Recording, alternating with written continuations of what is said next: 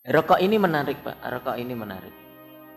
Jadi kemarin saya baca-baca memang di nas syariah kita, di Al-Quranul Karim tidak ada ayat yang mengharamkan rokok. Di hadis Nabi Muhammad SAW pun saya belum temukan hadis yang secara eksplisit melarang rokok. Tapi kemarin saya temukan satu ibarah atau satu redaksi dari para ulama.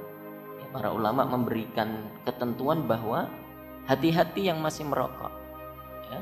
Sealim apapun, sesoleh apapun, hafidul Quran 30 juz, kalau masih ngerokok enggak sah sholatnya.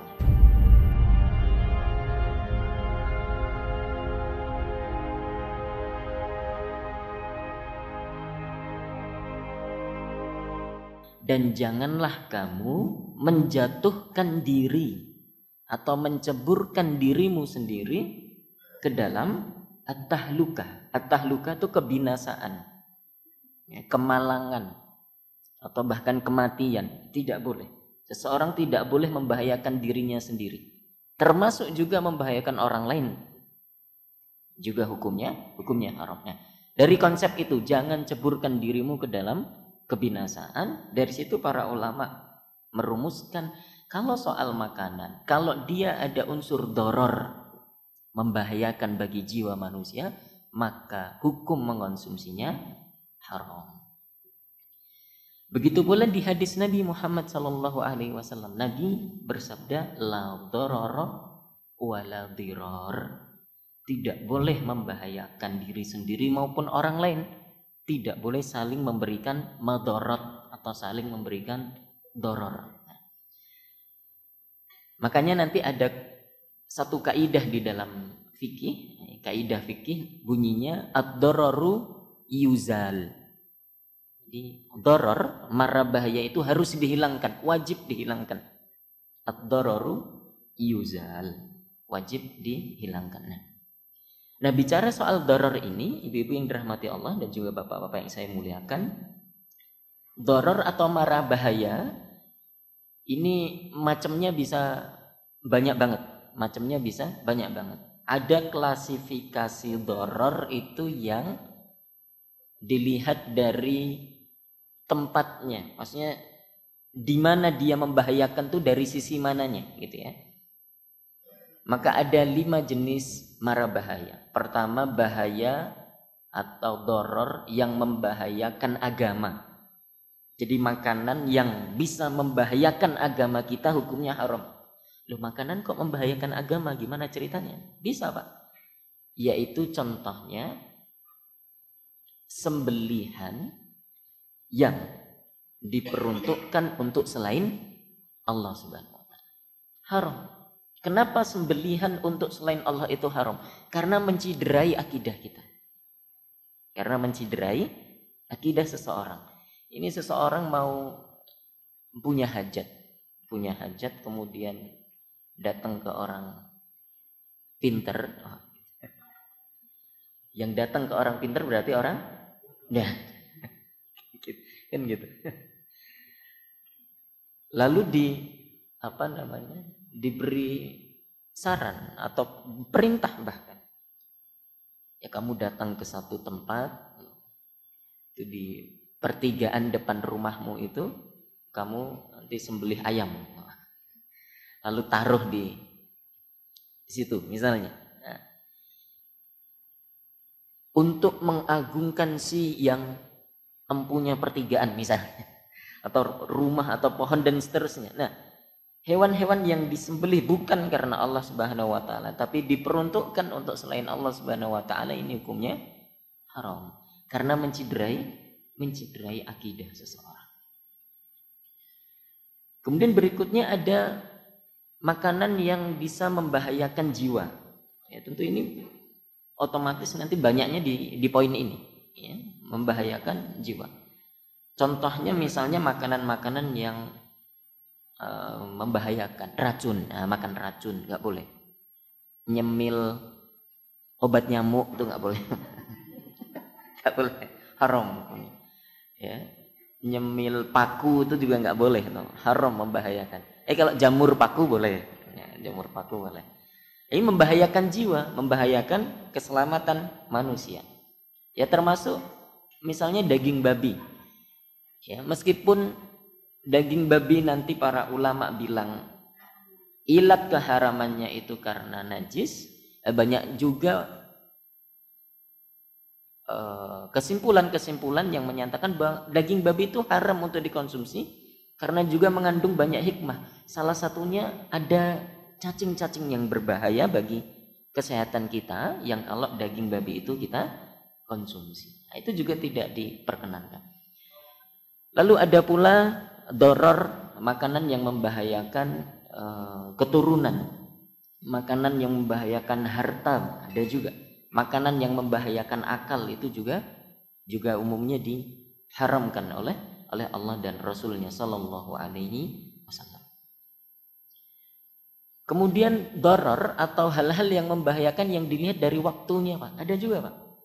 Jadi seseorang makan satu makanan itu bahayanya bisa langsung dirasakan saat itu juga, atau juga bahayanya itu lambat laun, nggak terasa ketika mengonsumsi. Tapi kalau itu dikonsumsi terus menerus, nanti di ujung atau di satu titik dia akan merasakan dampak negatifnya. Ini sama-sama memberikan doror, sama-sama memberikan bahaya. Bedanya yang satu tunai, yang satu dicicil, gitu ya. Contoh doror makanan yang membahayakan yang tunai bahayanya langsung dirasakan apa, Pak? Ya tadi minum racun gitu ya. Orang kalau sudah sumpek kehidupannya biasanya berpikir pendek. Kemudian tadi itu ambil apa namanya itu? Boleh sebut merek nggak sih, Pak? Boleh. Ambil Wipol gitu ya. Terus diminum, ya Allah. Haram. Itu racun bagi tubuh kita. Dampaknya cepet banget. Orang bisa langsung, saya sih belum pernah ya. Mungkin Bapak Ibu ada yang pernah nyoba. Jadi insya Allah ya, beberapa menit lewat. Insya Allah. Lah itu tunai berarti, dorornya tunai. Ya, dampak negatifnya langsung bisa segera dirasakan. Tapi ada juga makanan atau minuman yang dikonsumsi oleh seseorang yang ketika dikonsumsi itu enggak berasa apa, tapi nanti lambat laun. Contohnya apa, Pak? Contohnya? Oh. Saya tunggu jawaban itu, Pak. Rokok. Nah. Pada dasarnya kalau membahayakan haram. Bapak-bapak ada yang masih rokok? Ada. Al-Hisab.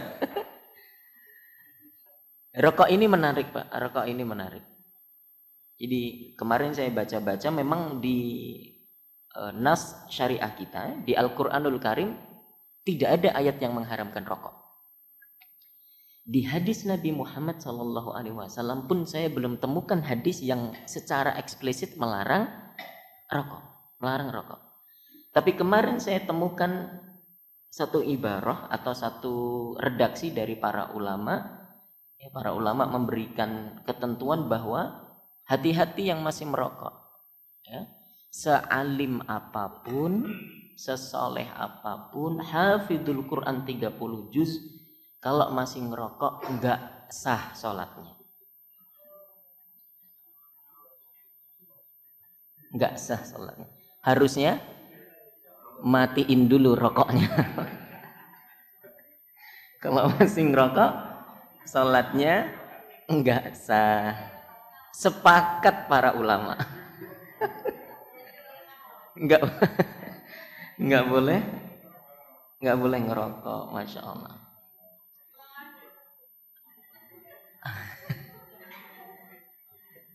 Jadi sealim apapun, sesoleh apapun orang, hafal Quran, hafal hadis, kalau masih ngerokok, sholatnya tidak sah. Kenapa? Karena masih ngerokok. Matiin dulu rokoknya, baru salat, gitu ya. Tapi Masya Allah, Bu, atau bapak-bapak biasanya. Kalau saya tanya, ada nggak Pak sih manfaat dari rokok itu Pak? Ada Bu? Oh yang jualan ada. Yang jualan. Rokok ini Pak, nanti menariknya para ulama memang berbeda pendapat soal hukum rokok. Lagi-lagi perbedaannya dimulai atau ditimbulkan, dipacu, disebabkan karena tidak adanya nas syar'i yang sharih yang eksplisit mengharamkan rokok. Maka para ulama berbeda. Paling tidak kalau soal pendapatnya ada yang mengatakan mubah, boleh. Ada yang mengatakan makruh, ada yang sampai mengatakan haram. Jadi tiga itu. Ini tentu Bapak dan Ibu-ibu sudah hatam betul soal perbedaan itu. Ya, jadi saya tidak akan terlalu memaksa untuk yang mana. Lebih baik kita hargai saja pilihan dan pendapat masing-masing karena ini sudah selesai dibahas oleh para ulama. Jadi kalau saudara-saudara kita di Nahdlatul Ulama itu tidak satu suara. Artinya di Nahdlatul Ulama saya baca di hasil bahsul masailnya menyatakan bahwa hukum rokok itu tidak satu tapi bisa tiga kemungkinan sesuai dengan kondisi masing-masing. Bisa mubah karena pada dasarnya seluruh makanan hukumnya mubah termasuk rokok mubah. Ya, tidak ada dalil yang mengharamkan berarti mubah, boleh-boleh saja. Yang kedua bisa jadi makruh, kalau sudah ketagihan dan itu memberikan efek negatif meskipun relatif kecil, hukumnya makruh. Nah kalau memberikan efek negatif yang besar, karena kan bisa beda-beda tiap orang nanti, maka hukumnya menjadi haram. Itu kalau di Nahdlatul Ulama fleksibel begitu ya. Tapi kalau saudara-saudara kita di Muhammadiyah, ya, di HPT, Himpunan Putusan Tarjih. Ya, saya baca di hasil muktamar tahun 2010 itu menyimpulkan rokok itu hukumnya haram. Satu saja haram. Bagi siapapun, laki-laki, perempuan, anak kecil, orang dewasa ya, karena diyakini itu memberikan dampak yang negatif baik dari segi kesehatan, ekonomi, sosial dan lain-lain. Kalau di fatwa MUI, Majelis Ulama Indonesia, sama, hukumnya satu, haram, tetapi ada keterangannya. Haram bagi anak kecil, perempuan hamil, perempuan yang sedang menyusui dan juga di tempat umum. Nah, jadi haram tapi ada term and conditionnya gitu. Nah saya kira ini selesai dibahas oleh para ulama dan kita juga tahu bagaimana alur pendalilan masing-masing. Lagi-lagi tadi perbedaan ini dipicu atau disebabkan tidak adanya dalil yang secara tegas mengharamkan rokok. Jadi dalilnya lebih kuat itu di dalil akli saja, dalil secara akal saja, makanya ada ruang perbedaan di situ, ada bisa ruang perbedaan lebih lanjut. Itu terkait dengan rokok. Ada yang masih ngerokok Pak hari ini Pak? Kalau saya alhamdulillah tidak, karena biasanya rokok itu kan soal lingkungan saja gitu ya, soal lingkungan saja, bukan karena pengen atau bagaimana. Biasanya awalnya itu karena lingkungan. Jadi kalau kebetulan saya di keluarga yang memang tidak merokok, teman-teman saya juga tidak merokok, jadi saya pun sejak dulu tidak merokok. Allah Ta'ala a'lam. Tapi kita hargai teman-teman yang mungkin masih berpendapat bahwa itu boleh, ya nggak apa-apa. Termasuk yang membolehkan rokok juga harus menghargai pendapat yang mengharamkan rokok. Jadi saling menghargai saja, saling menghargai. Jangan saling sindir. Nah, jangan saling sindir gitu ya. Ada dulu orang ya karena sudah tua dan sejak muda itu merokok gitu, kemudian agak apa namanya, batuk-batuk gitu ya, kemudian pergi ke dokter. Dokternya bilang, bapak sih ngerokok gitu. Udah berapa tahun ngerokok? 40 tahun dokter saya ngerokok gitu. Kata dokternya nyindir nih pak, ya pak 40 tahun kalau uang rokoknya dikumpulin itu bisa beli Alphard. Oh, kata dokternya bisa beli Alphard tuh 40 tahun, tiap hari sebungkus minimal misalnya 40 tahun ngerokok, itu uangnya kalau dikumpulin bisa beli Alphard. Kata bapaknya enteng, dokter ngerokok enggak? Enggak. Punya Alphard? Enggak juga. Sama aja. Ya udah mending saya ngerokok, orang sama-sama nggak punya Alphard gitu, kata bapaknya. Allahu Akbar. Jadi rokok, silahkan pilih pendapat itu. Jadi yang perlu saya garis bawahi adalah ini pak. Ini pak. Jadi soal rokok ini kita tidak perlu debat kusir. Saya pengen masing-masing kita meneliti apa yang terbaik untuk kita, gitu saja. Karena ini sudah selesai nih, ini sudah selesai. Tidak ada dalil Al-Quran dan hadis yang secara eksplisit mengharamkan. Dan kalau dari segi akal juga katanya rokok itu membahayakan, tapi tetangga saya dari muda sampai sekarang tua ngerokok terus ya sehat-sehat aja gitu misalnya. Karena kondisinya bisa berbeda satu orang dengan orang lainnya. Maka saya pengen ini saja. Jadi masing-masing kita soal ini ya berdaulat atas diri kita sendiri. Kita pilih yang terbaik untuk kita. Apakah misalnya ngerokok itu baik untuk dirinya gitu ya, tidak ada efek negatif misalnya. Nah kemudian ya karena tidak ada efek negatif ya sudah silahkan aja. Tapi silahkan nanti teliti juga kalau memang itu terbukti ada efek negatif, kemudian saya napasnya juga agak jadi lambat, tersengal-sengal begitu, nah silahkan tinggalkan rokok. Jadi kita bisa dalam hal ini bisa meneliti sendiri mana yang baik untuk diri kita dan tidak. Wallahu ta'ala a'lam. Itu doror atau hal yang membahayakan yang bisa segera atau lambat. Kemudian ada juga doror yang membahayakan yang sifatnya memang relatif. Ada yang mutlak, ada yang relatif. Kalau soal racun tadi itu Pak, zat-zat yang berbahaya, itu orang semuanya akan terkena dampak negatifnya. Gak ada orang yang kebal minum racun, makan paku tuh gak ada. Itu limbat aja tuh Pak. Itu pun di TV dan itu bohongan, ada triknya maksudnya. Kita saja yang gak tahu gitu ya. Orang kalau makan paku ya sakit, ya meninggal gitu. Maka itu dorornya mutlak berlaku bagi semua orang. Tapi memang ada doror yang sifatnya nisbi, relatif. Bagi satu orang itu berbahaya, tapi bagi orang lain bisa jadi tidak berbahaya. Contohnya, tadi misalnya rokok tadi oke. Contoh lain misalnya makanan-makanan yang mengandung kolesterol tinggi. Bagi sebagian orang aman-aman saja. Tapi bagi sebagian yang lain, yang kalau itu pantangan baginya, maka itu berbahaya. Maka hukumnya bisa beda nanti tiap orang. Kalau bagi kita yang masih muda misalnya yang nggak ada masalah kesehatan, makan sate kambing tiap hari pun jadi, hayu aja, apalagi dibayarin kan gitu. Tapi bagi yang punya penyakit hipertensi, tekanan darah tinggi, dokter juga sudah mewanti-wanti, Pak, hindari ya makanan-makanan yang kolesterolnya tinggi. Bukan nggak boleh jajan, tapi jangan sering-sering gitu.